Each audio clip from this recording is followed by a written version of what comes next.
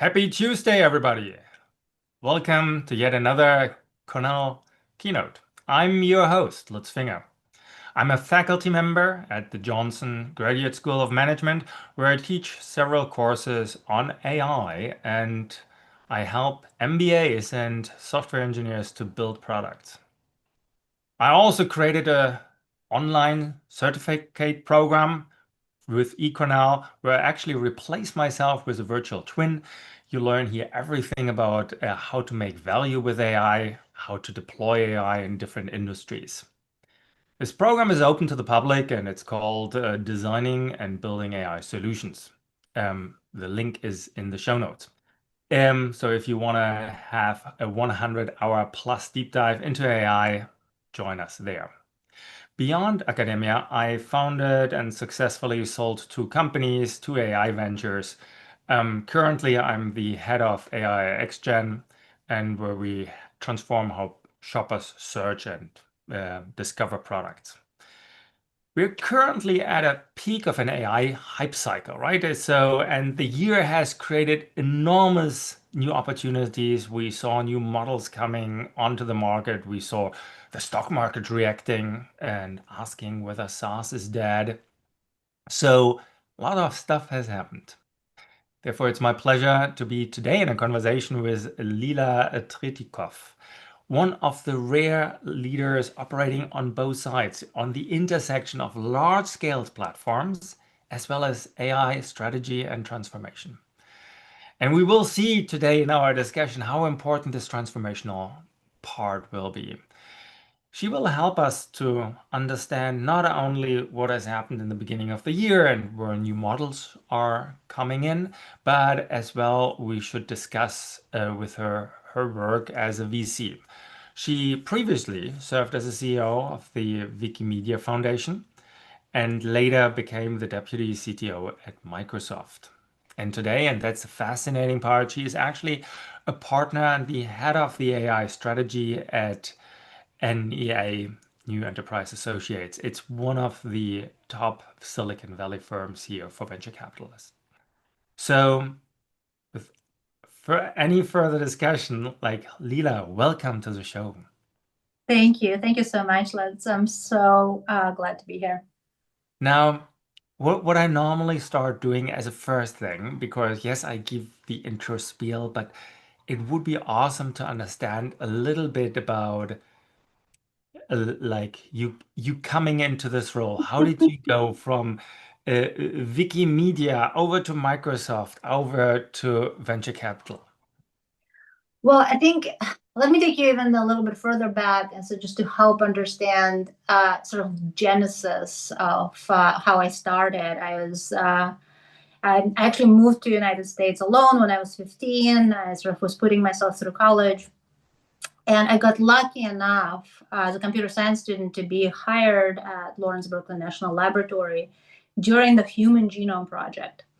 And I was hired as the proverbial data monkey, to sit there and, find my way through the alphabet soup of DNA maps, because what scientists were trying to do is align the genome so that they can find, a particular piece of the genome that's the same between, let's say, a rat and a human, and then experiment on the rat one, right? But what happened is, as I was doing that, this is late 90s when we finally started to see graphs and graphics and different visualizations on the web. So I took some of the libraries and I created, I think, the first at the time open source program that was a genomic browser. I think you can actually still find it online. It's embarrassingly 90s user interface. And what it opened my eyes is I was coming in mostly as a technologist. I started doing mathematics at the University in Moscow before I left.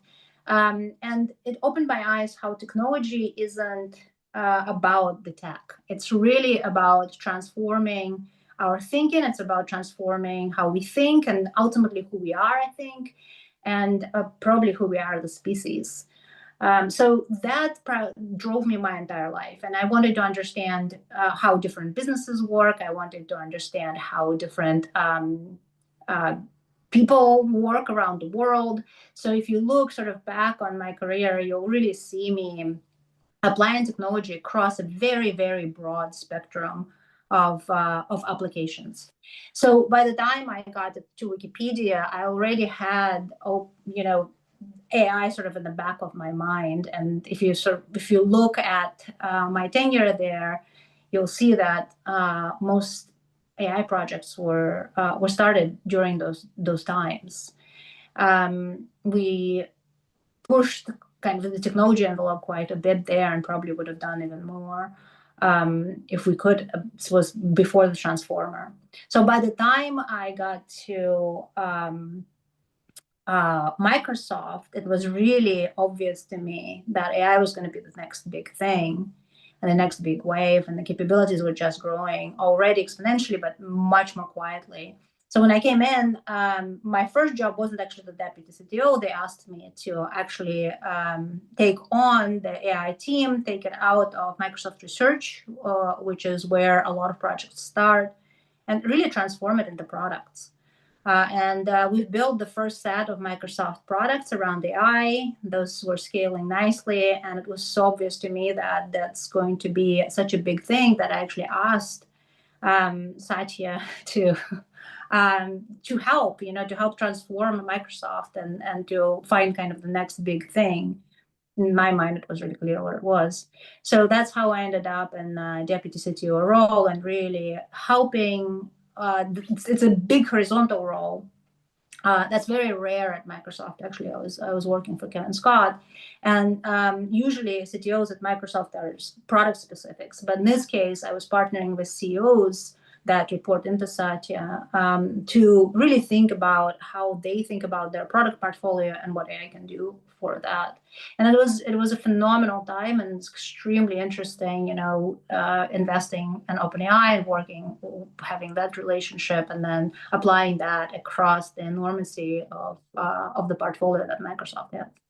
Perfect. And we will come to the second part of your story in terms of venture capital. We will come in the second part of our discussion, but let's stay on the Microsoft discussion. You very early on thought about how to bring technology into products, and you did this, as you described, across Microsoft's portfolio. What has changed? We see now the ability, Opus 4.5 launched beginning of the year. How does product management change? How does the software development cycle change? It's completely, so AI is completely upending that piece. And I think it's really funny because, as technologists, of course, we're going to apply it towards disrupt ourselves, right? We just can't help it. But, if you talk to, look, there's a lot of disagreement of how it works in practice, because the diffusion piece, right? So taking technology and actually applying it in large corporations that are not necessarily heavily, tech first, is quite difficult. But if you look at technology first firms, the startups, the AI labs themselves, those really start to lean on, and a lot of them will claim that they're writing, 80, 90% of their code via AI, right? So that's really, there's a replacement event that is beginning to occur, which is really happening really, really rapidly, right? We're swapping sort of the horse for the car, and all of a sudden, all of us who used to shoe horses, which are the software developers, we are going to have to adapt to this new world and find a way in it. And it doesn't. Fascinating. May I jump in here? This is like, yeah, please. The horse and the car. If that is, if you use an analogy, we don't need horses anymore. Do you think in the future we will need software developers? Well, I compared software developers more to blacksmiths, I think. Oh, okay.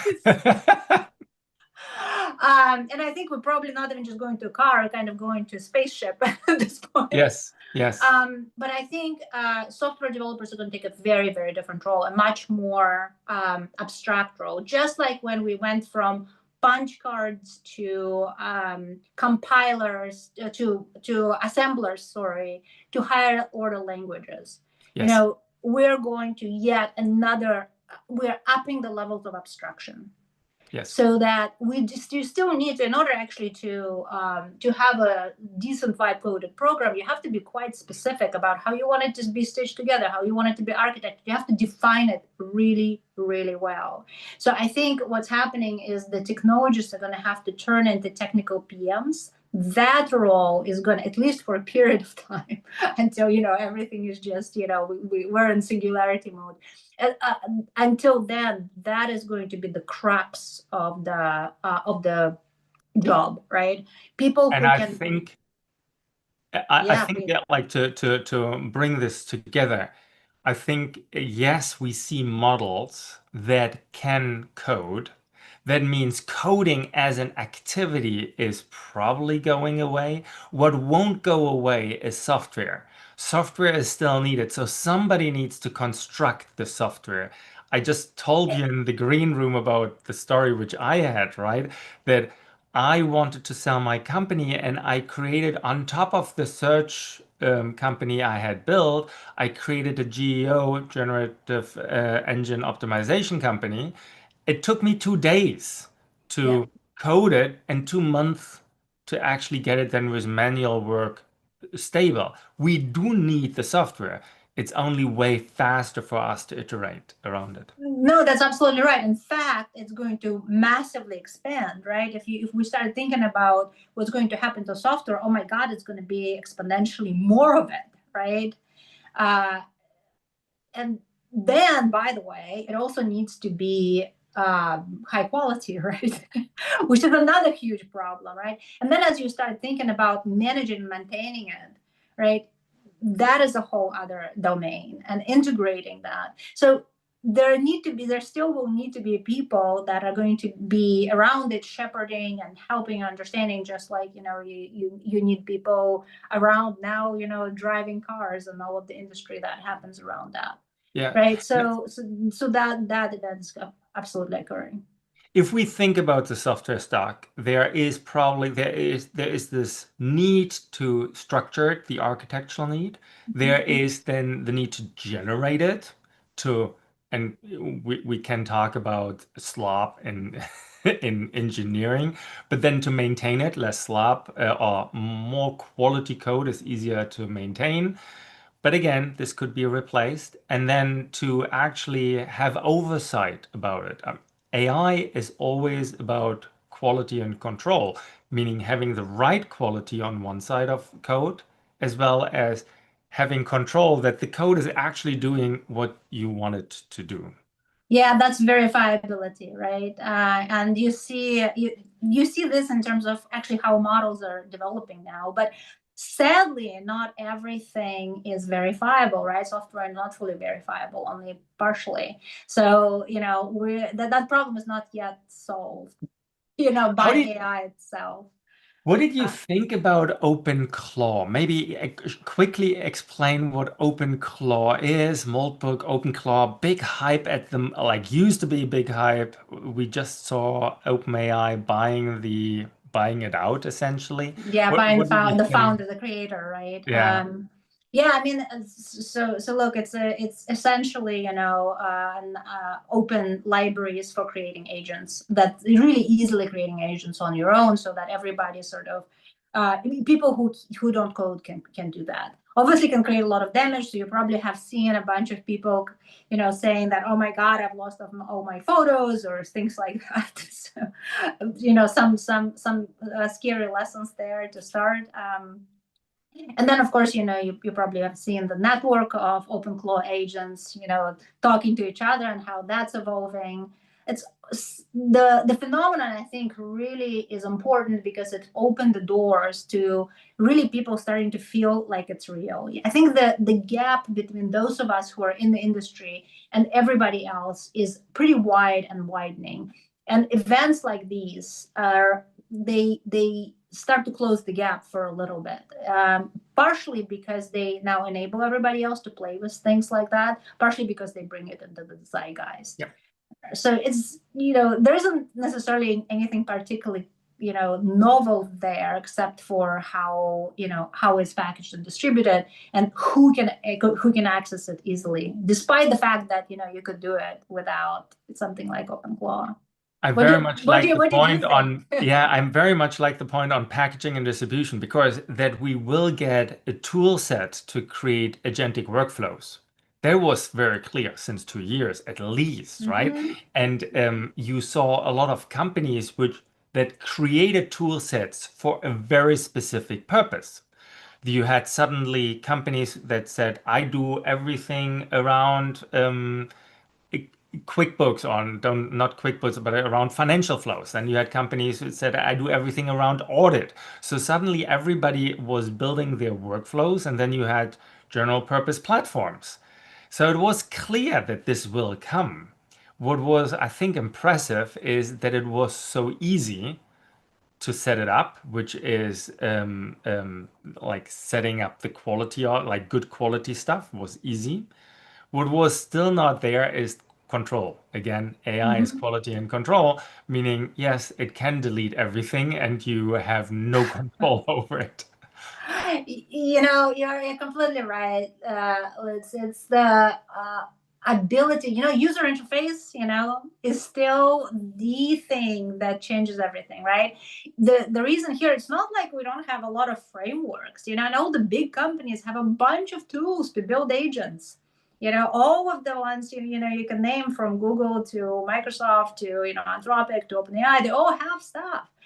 But here, something that has a really easy way and easy to comprehend way for a person who is not necessarily in the know to play with it, person who is not necessarily technical to play with it, and how important that is, right? And then on top of that, creating hype and gamifying it so that it's interesting and people want to play with it, Yeah. right? So those two things, it's brilliant. I think That as LLMs came out very soon, UX designers said this is awesome, but the interface is the biggest problem. And we see that story hold true till today. We can design workflows, but it becomes very complicated to sign up. I recently tried to sign up for the sandbox of Sierra, and only to learn it doesn't work. I cannot easily sign up.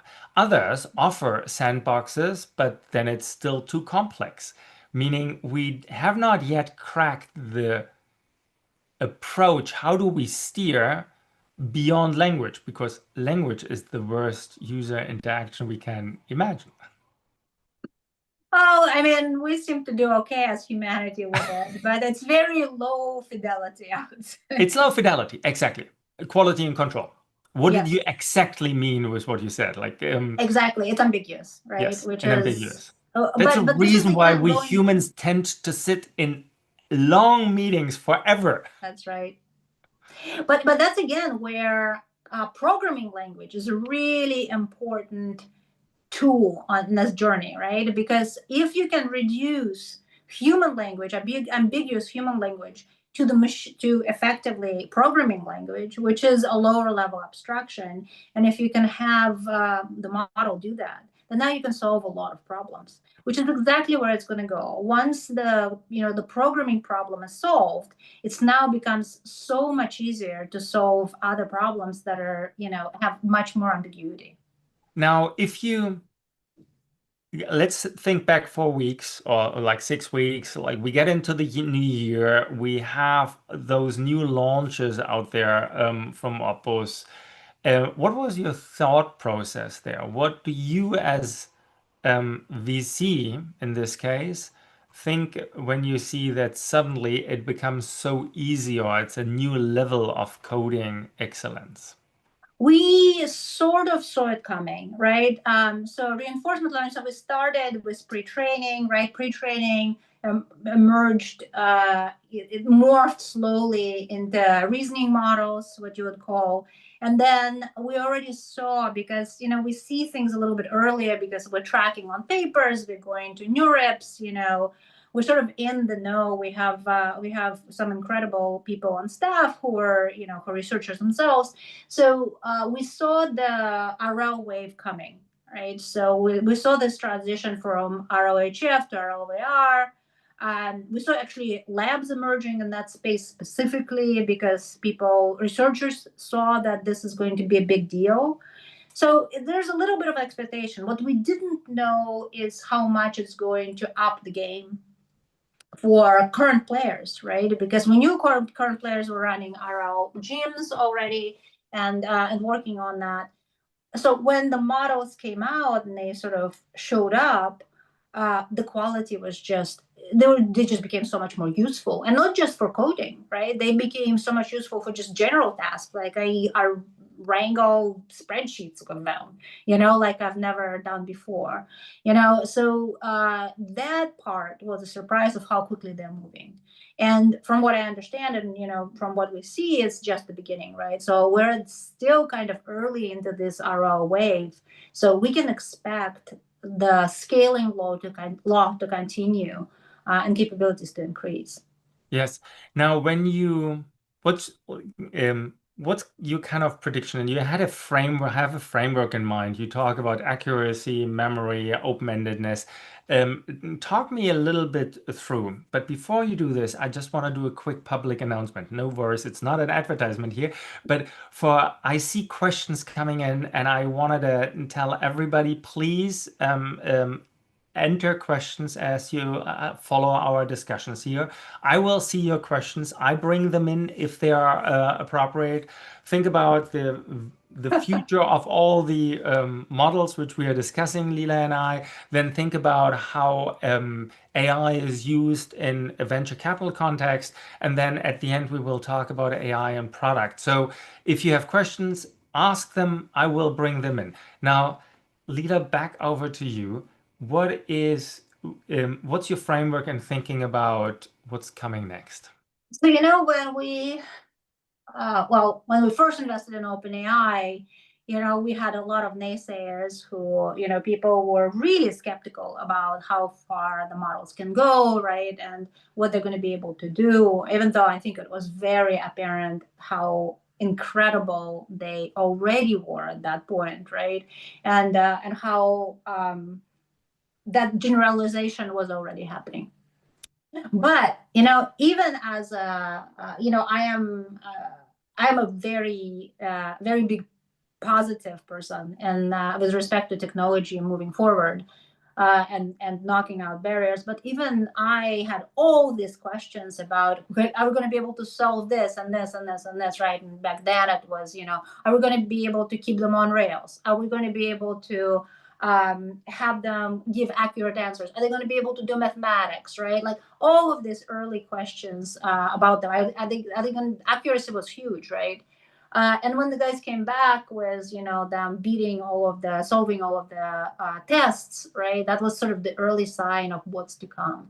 And that is, we're going to keep complaining, and we're going to keep solving those problems, all in a row, one at a time. So RO right now is solving a lot of accuracy problems because it's based on verifiable rewards, right? VR stands for verifiable reward, right? So you can say, this is the answer to the problem. Now go and figure out how to get to that solution, right? It's sort of think of this as think of AlphaGo or AlphaZero actually as the sort of the grandparent of that. We have a true north. Whenever we have a true north, then we can train a model to figure out true north. That's very traditional machine learning approaches. That works. Exactly. So what we need is just an answer, and then we can figure out how to get to the answer. Yeah. Right? So consider that solved. I think that's going to yield a lot of accurate results for questions that we know answers to.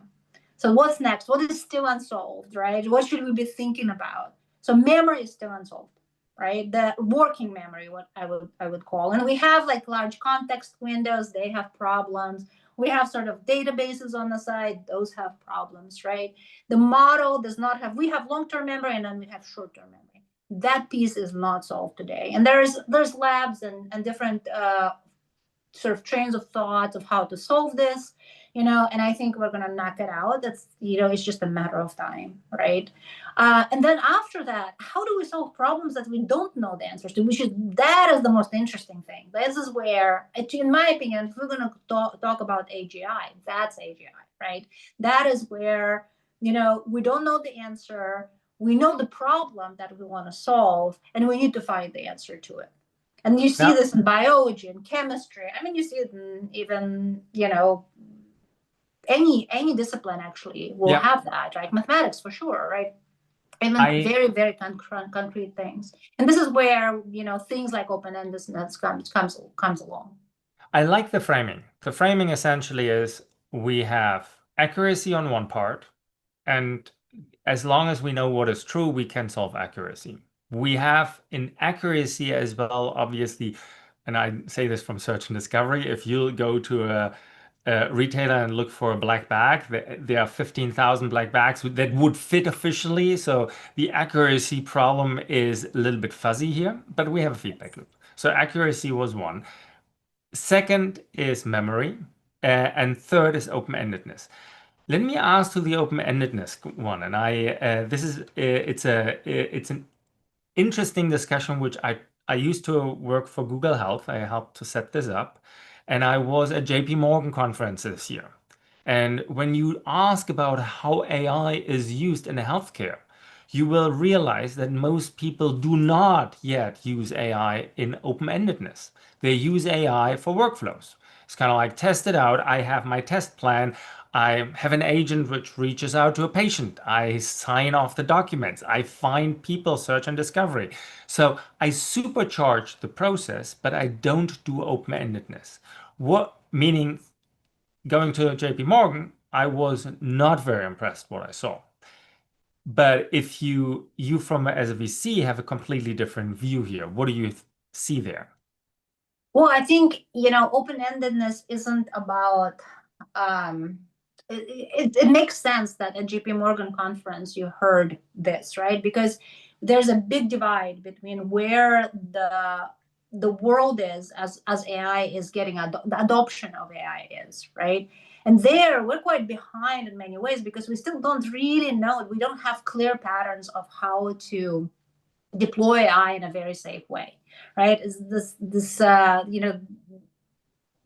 is still fuzzy, right? The blueprints and the patterns have not yet been set, and very robustly, I would say, right? So this is a very hodgepodge kind of situation, and I think in the next year, this year, I think we're going to start seeing, really adoption start taking hold and mass. And this is why we saw this, 95% of the projects fail, et cetera, et cetera, et cetera. People are not ready, et cetera, all of that, right? So that's open-endedness is way out there on the horizon. Yes. It's we are in the RL wave right now of model development. So open-endedness just started. I think the DeepMind paper came out last year, I want to say, Yep. that really sort of made waves, and it's unexplored still. So only the most sophisticated labs are dealing with that right now in terms of how they are playing with their models and how they're setting up, their test runs. It's especially important for life sciences, and you're completely right talking about JP Morgan, because most life sciences problems Don't have a solution. they don't have a solution, or we don't know the solution. Yes, right? exactly. But they have really big problems, right? Yeah. That they want to solve. So designing proteins to target, for example, is an open-ended problem, right? Now, we know what sort of we want to solve, but we don't exactly know, exactly how what needs to happen, because the complexity is too high. we talked a lot about the excitement about new models. You gave us a framework to think about where models are going. This is cool. Now, there is a paper from a professor from Wharton. Her name is Hamza Bastani, and she kind of looked at the different models and used a metric to describe the efficiency of the model. And there are different matrices, obviously, she normalized this. And then she kind of tried to fit it to a curve. And she said that curve is actually more an S curve. It's flattening off. New models are all better, but it's incremental. Um, that's still Well, it means it starts going up again. well, at some That point, makes but sense. Actually, this yeah, tracks, right? So if you yes, think about pre-training and people talking about pre-training hitting a wall, et cetera, right? Which sort of, the model builders will tell you, no, there's no wall, et cetera. But you think about the data, right? And there's only so much data on the internet. We exhausted that, right? We get user-generated data, we use that, then we get synthetic data, we keep using that. But until RL started to hit, I think RL is the second leg of that curve, right? That yes, upper curve. So we're starting to get back onto it. So maybe if this is accurate, I haven't read that research. I'm sorry, yeah, but yeah. if this is accurate, that would sort of track with developments of what has happened, has transpired in the last sort of year and a half. Meaning for Um, you, there is the RL is essentially going into recursive development. This is where we will need to will see the next boost of models, we already have. So or this already have, current yes. boost is already coming from Yeah, RL. got it. Now, how do you, and like there is Daniel from Kansas, he asks, as an investor, do you actively push portfolio companies to invest in AI? Because like obviously you guys have way more, and if we are seeing now the trend, is this something you actively train or push your portfolio companies towards? So first of all, I'm not as presumptive. Ultimately, the founder is in charge, right? And I'm there to. My job is to be a sparring partner and help think through, especially strategic issues. So we have almost, we have over 500 companies, I think that are active in the portfolio, and you don't get to interact with every founder, of course, but especially for where it feels strategic, you absolutely want to have the conversation and brainstorm with the founder of how to apply AI, how to accelerate them. There's no question about that. And you actually see those that act fast and those that act slow. I love to take the example of Databricks, which is our portfolio company, and Snowflake, which is another great company. Very, very similar sort of capabilities, but Databricks had a major breakthrough when they embraced AI very, very early. You probably remember Mosaic purchase helped them accelerate and really pivot into the wave. And that just made such a massive impact to the company and to value, obviously valuations, etc. Which is fascinating, right? Because Databricks came from a traditional data company and then it moved to ML and now it moved to generative AI, which is talking about your Microsoft experience. It's it's de facto an amazing story about how to adjust to new technologies. It's actually extremely difficult, right? So you kind of have to constantly be in this. There's a saying, which I don't love, but rings very true: only the paranoid survive. And it couldn't be more true than now, because technology is moving so fast that you can start a company 6 months ago and be disrupted Yes, already. So you have to constantly be learning and constantly thinking about what is coming next and how do you need to get ahead of that. But if you achieve some level of takeoff, you achieve distribution, you're out there in front of users, in front of customers, you're getting invaluable data points that help you get better than anybody else. It's still true, just like it was in the past, that signal is gold, right? That signal is what's going to help you differentiate. And the faster you move and the bigger you get, the more you tear away from the competition, the more you become indispensable. got it. Awesome. Yeah. Let's move over to the VC side of things. I Machine learning is meant to find tiny clues in any kind of data set. Meaning, if we have an image of a cat, a machine understands the tiny clues, what makes a cat. And if we turn this around, we have generative AI. So far, so easy. Now, if you're looking at a VC tries to find tiny clues about, is this person an investable person? Is this an investable idea? Do I have here the right network to help grow the company? Um, how is AI used to support VCs? Yeah, so it's said that by now, over 80% of private equity and VC firms already use AI. So this is definitely has become a fundamental component for most firms. At NEA, we're using AI heavily in the process. Everything from the beginning, sort of sourcing and finding sort of that on the haystack, helping investors do that all the way through due diligence and support. And we started that. We always had technology obviously underpinning that. We have a ton of data because we've been around for, gosh, nearly half a century.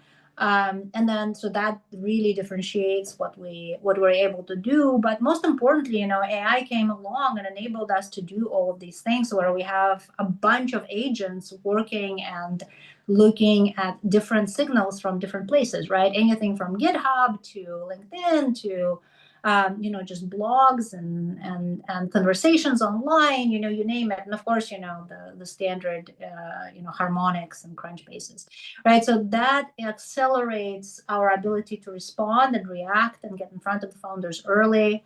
And then, of course, throughout the process, it just accelerates human judgment. It helps us really, make better decisions, make them faster, understand better. So that's absolutely at this point is you wouldn't be able to do the job without that, I would But say. does this mean, and there are two questions from the audience to this. One is from Helen that actually asks on the feedback cycle, if we are only looking at heat scores and celebrity founders, whether this becomes a reinforcing cycle. And the other one is from Anonymous that asks whether actually we should not reach out to VCs anymore. We just need to wait that a VC picks us up because they see us. And if they don't see us, if we reach out, they wouldn't talk to us. So there's definitely a algorithm hacking that's going on. So for example, if you probably noticed that if a VC friended you on LinkedIn, you all of a sudden get more VCs looking at you. Yes. That's because the algorithms are picking that up. And by the way, that can be misleading. They also, I don't want you to I don't want people to use algorithms with abandon. You still need judgment because for multiple reasons. First of all, AI is a regression to the mean. You have to keep that in check. AI is biased, right? AI is looking at previous patterns, right? So you have to constantly challenge yourself with this. To answer your question more directly, of course you still reach out. Of course, the relationships still matter, and they're going to continue to matter because at the end of the day, you're making a relationship. You're making decision based on trust, of who you trust, both as partnership and as individual partner that you're going to be working with, or partners that you're going to be working with. And, in the EA case, you're going to be working with a whole team. And that is a human connection, right? So don't completely neglect that. I But was also actually don't. fascinated. So I sold my company in September, Mhm. and I announced that we sold and so on and so forth. And what happened afterwards was actually fascinating. A lot of VC companies reached out to me. Mhm.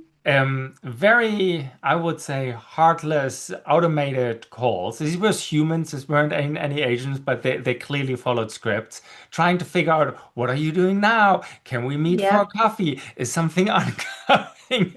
What's your next plan? I thought that was very funny. Well, and I think it's also really disheartening because when you get these emails, you don't want that. And I think again, going back, let's do that user experience, right? I am not going to answer a lot of those, but and this is why for us, we always have a human in the loop, right? If we don't have AI sending blank emails, right? The partner needs to look at the deal, look at the founder, and want to talk to them. right? And that's by design, because it is still a human business. You're going to build a company together, and that is so important, who you're building the company with. Why would you want to, not know that person, right? Yeah, totally makes sense. I think the choice of a partner is something which early on founders very often disregard, and it's like a marriage, even with a VC. 100%. So I think that for us, especially the technical founders, it's really important for them who is on the other side of the table. Do they understand my space? Do they understand my problems? Do they know where to go? And this is where that competency is really, really matters. Lila, when I come to you, let's say I pitch to you Lutz Corp. I tell you about AI, it's Are you amazing. ready? No, Already. I pitch to you something. What would you look at? Like no, we have had dinner together. We know each other, so this is not the point. Like take not Lutz Corp. Take whatever Corp. Funny German accent guy Corp. Right? So what would you look at if you don't know me? I think OVCs look fundamentally for a few things. If it's really early, they look at the team. They really look at, can these people, do they have what it takes to get there, right? Do they have the stamina? Do they have the desire? Do they have the big vision? Have they worked together? Do they trust each other? All of that team dynamic, background. A lot of VCs will tell you, actually, talking about fighting German accent is, they look for immigrants, for example, because you have to overcome adversity, because you have to learn to exist and thrive in a new environment. That shows resilience. So we look for that. So those are the early days. And then I think as the company progresses, there's still metrics. We start to look at metrics. The metrics, however, have moved dramatically in this wave, right? So I think the closest we can look at are the SaaS metrics of the past, right? So people are still looking at them. By the way, I actually personally question if they're exactly right, because, for example, ARR, is that still going to exist at the time when we move from, let's say, subscription to outcome-based pricing, right? But for now, people look at that, Yeah. right?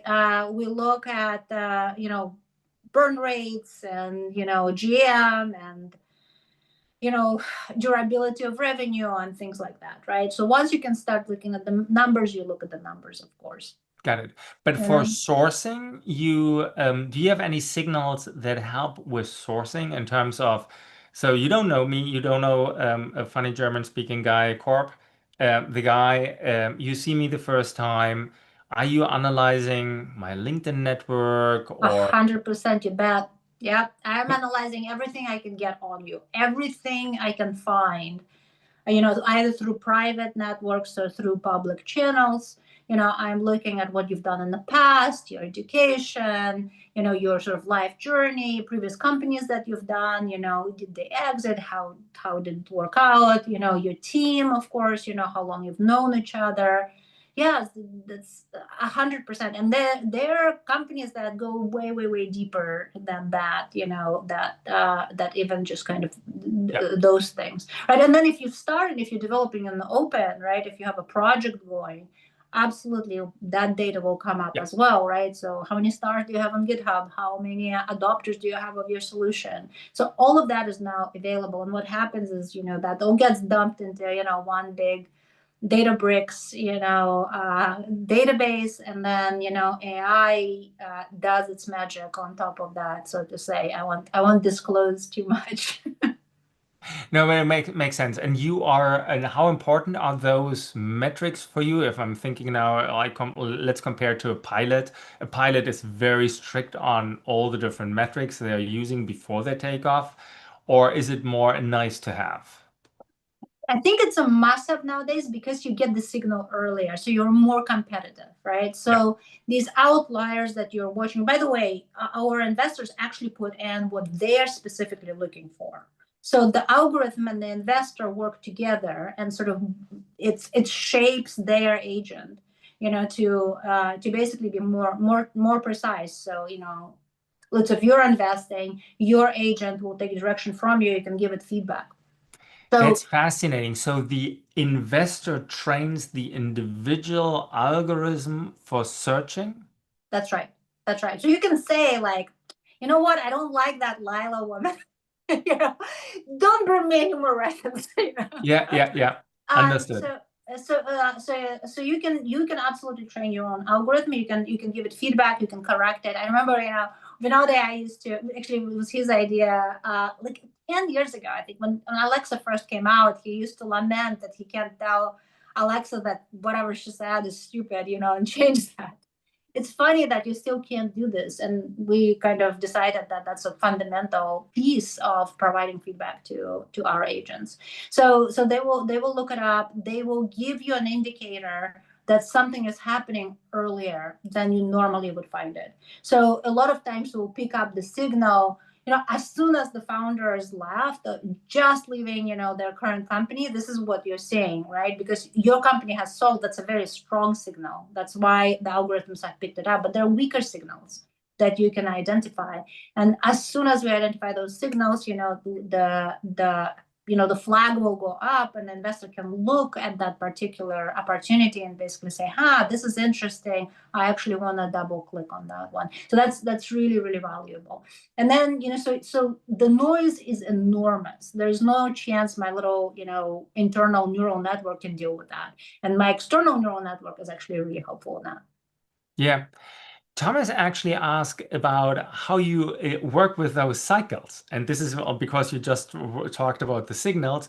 What does it actually mean if you get somebody who tells you, I can now, very early on, right?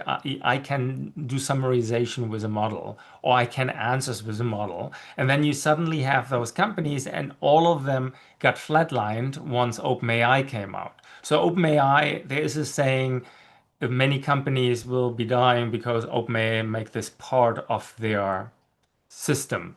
How do you deal with this?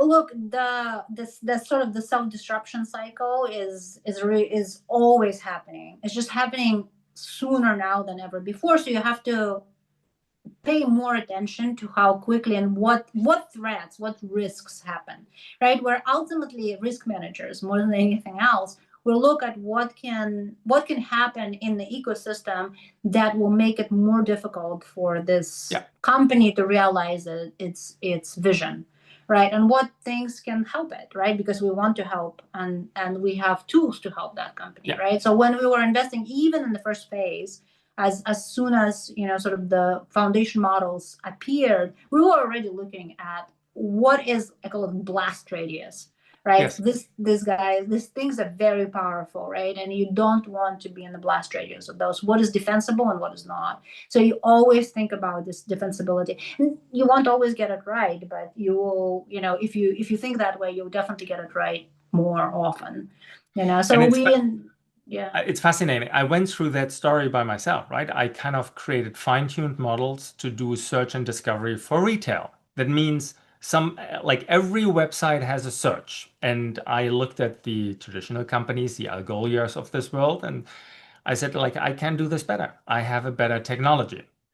And means in itself, okay, I have higher conversion rates, I make more money. This is all nice, but how long will it take till the traditional companies like Algolia catch up? My estimate was it will take 2 to 3 years. Now, the cycle is way faster, right? It took, That's right. they are still not there. Algolia is still limping behind, but they have caught up big time. One of the reasons for me then to decide, okay, I better sell my company. Yeah, no, I mean, the cycle, here's an example for you, and not an example, but statistic for you. The companies today, and some of this, you can say is a little bit messaging, but the companies today are 8 times more likely to get to 10 million AR within the first year than in any of the previous cycles.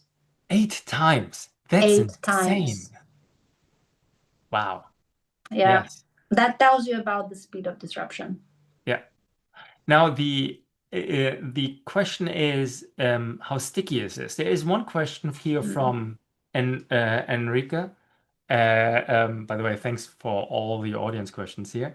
Enrica asked about the CapEx interest, a CapEx story around Microsoft.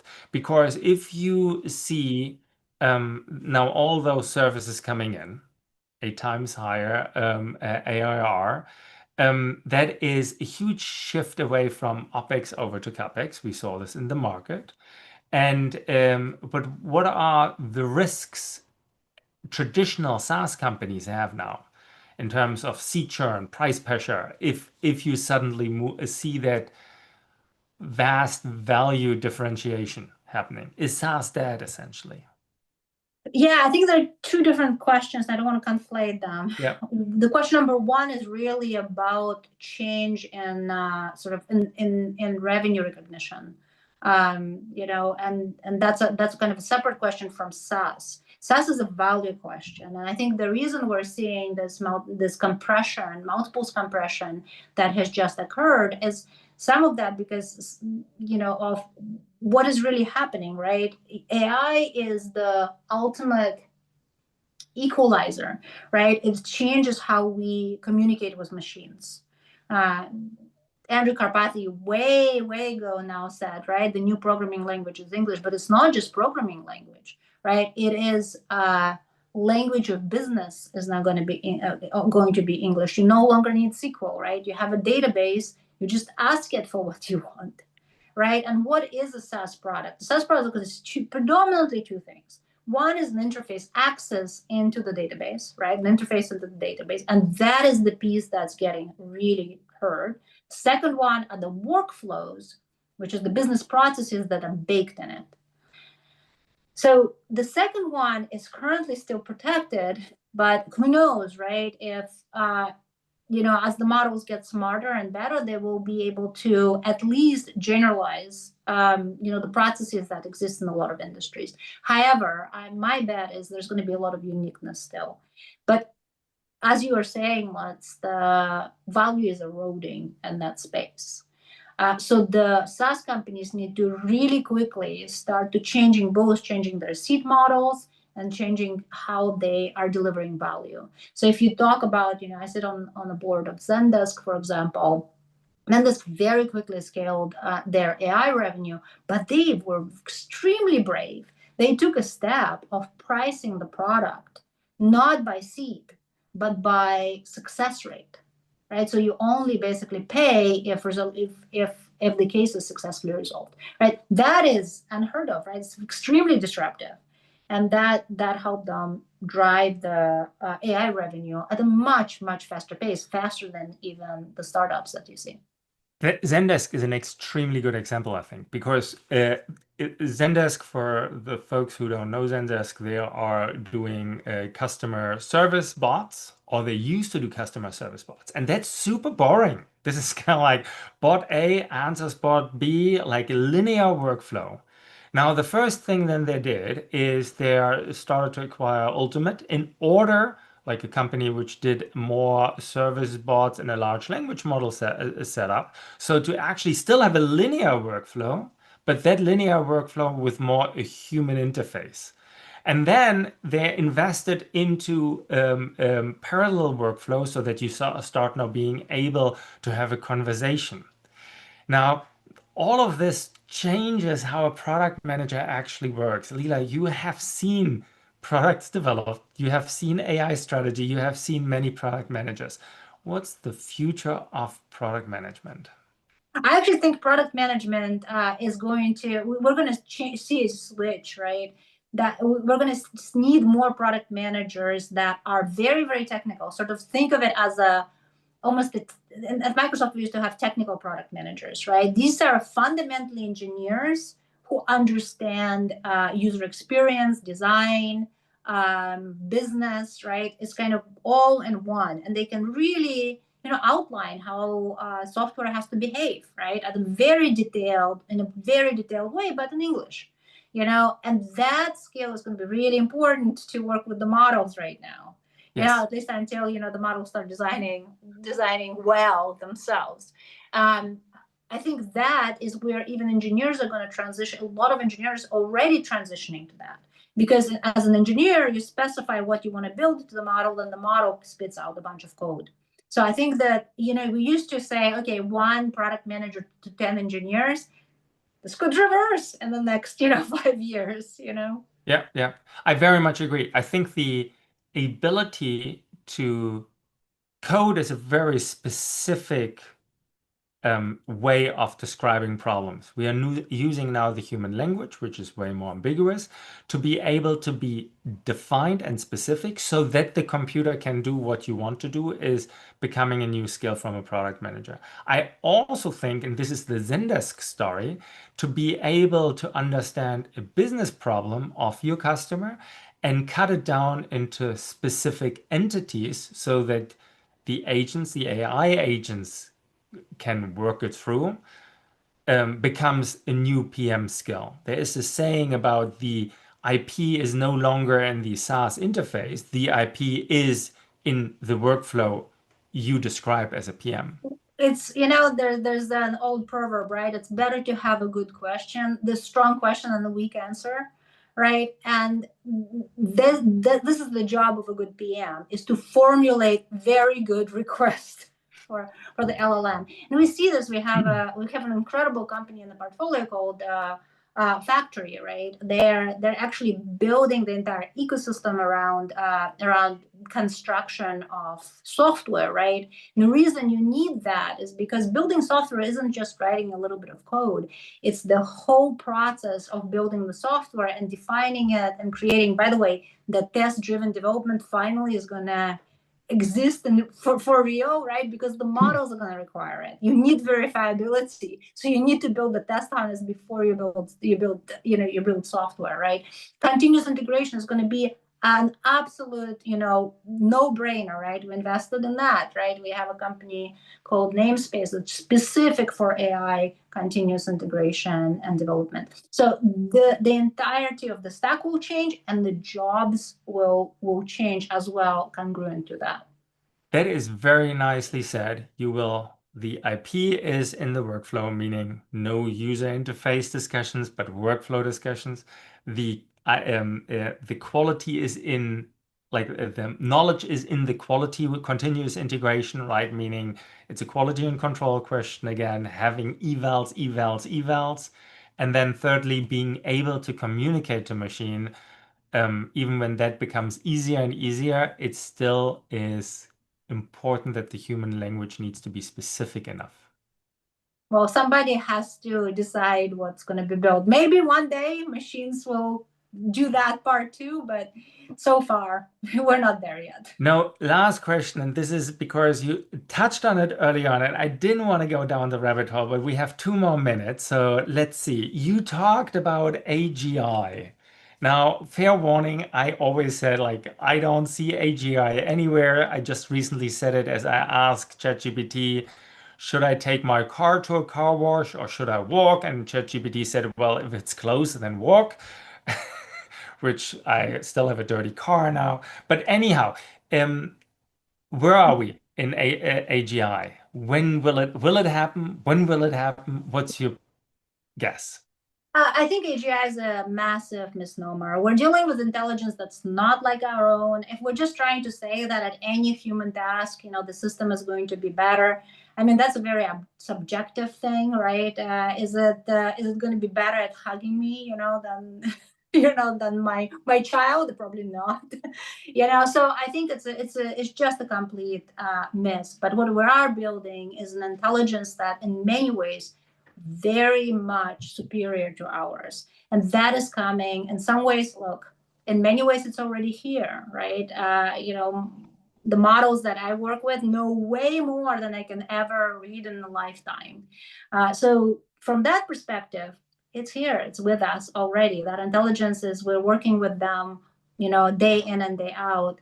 In terms of singularity, I think you have to just define it for yourself. But we're definitely giving birth to intelligence that's much bigger than what we can fit in our brain. That's very well said. Lila, thank you so much.